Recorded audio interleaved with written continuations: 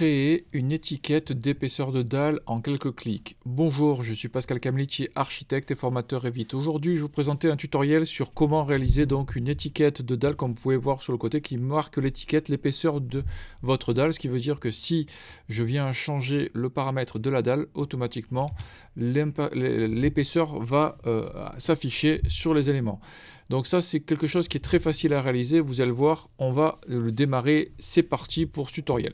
Alors, pour pouvoir réaliser donc une étiquette comme ceci, on va passer par deux étapes. La première étape, c'est-à-dire qu'on va créer une famille d'annotations qui va avoir un calage d'un rapport d'épaisseur du plancher qu'on va ajouter ensuite après avec une annotation. Donc une famille d'annotations qu'on va insérer et qu'on va lui donner l'épaisseur. Alors comment on va faire ça? Donc je reprends, comme ça vous voyez bien le processus. La première chose à faire, vous allez faire fichier, nouveau, famille. Et donc on va aller sur une famille de sol. Donc un peu de modèle générique métrique sol. Faites OK.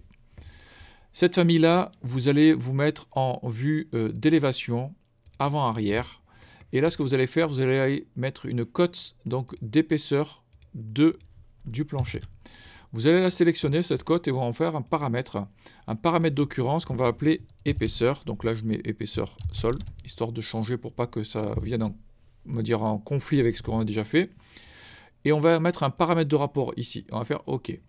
Ensuite, ce que vous allez faire, vous allez créer donc un plan de référence qui va venir ici. Ce plan de référence nous servira pour placer l'étiquette. Donc là, on va mettre ça, l'épaisseur et peu importe l'épaisseur que vous allez avoir. Ici, on va mettre un calage, on va mettre un paramètre, on va marquer position. Position, voilà, étiquette, étique. Et vous mettez ça aussi en occurrence. Voilà, ça c'est fait.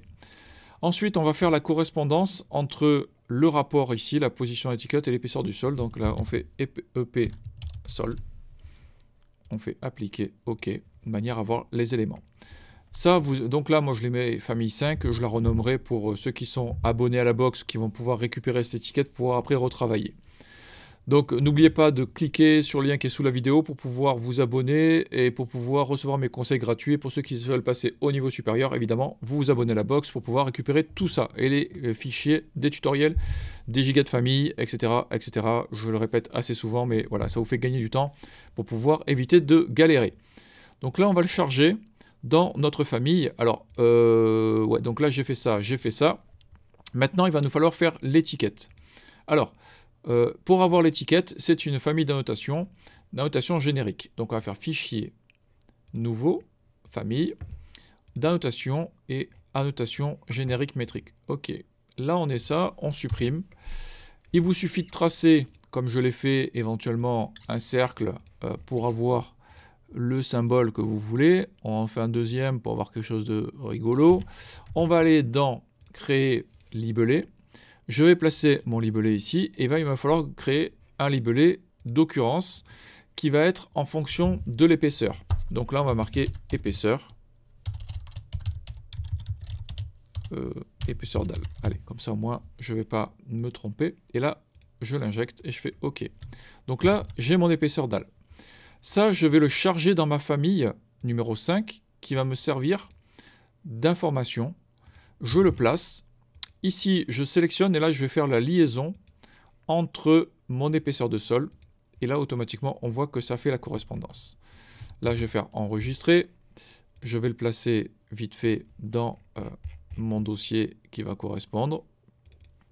Voilà, je vais marquer 170 étiquette. Voilà, OK. Et maintenant, donc du coup, je vais la charger dans mon projet pour vous montrer. Je la place évidemment ici. Oups, pardon. Et la correspondance se fait automatiquement. Si je fais, je duplique mon sol ici, que celui-ci, je modifie la structure, pardon, dupliquer, on va faire 500. Je change ma structure et je mets 0.50. Je fais OK. OK. Et là maintenant, je prends mon étiquette et après je vais copier et je pose et on voit bien que ça fait 500.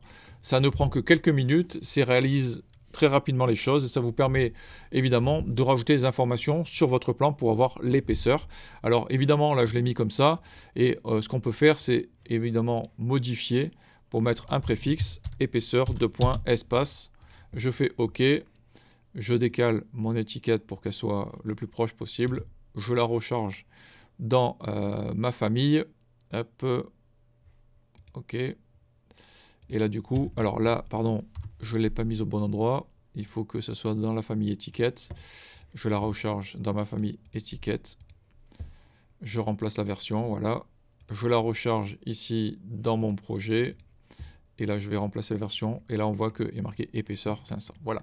C'est très facile, très rapide encore une fois, c'est efficace, ça vous permet de vraiment passer au niveau supérieur. J'espère que ce tutoriel vous aura été utile, vous n'hésitez pas à liker, à partager, vous abonner. Vous me posez vos questions évidemment sous la vidéo ou sur le réseau sur lequel vous êtes. Ça me fait plaisir de vous lire et je vous dis à la semaine prochaine pour un nouveau tuto. Merci, au revoir.